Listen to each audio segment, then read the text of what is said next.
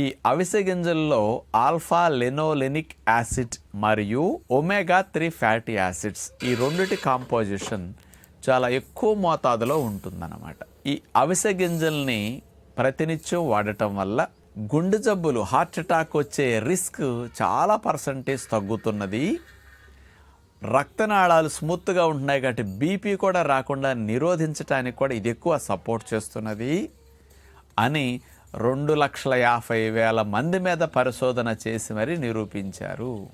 అవిసె గింజలు పెట్టించి గుండె జబ్బులు రావటానికి కారణమయ్యే కొవ్వు, కొలెస్ట్రాల్ రక్తనాళాల గోడల్లో, గుండె రక్తనాళాల పూడికల్ని ఎలా నిరోధిస్తున్నది, ఎట్లా అడ్డుకుంటున్నదని నిరూపించారనమాట.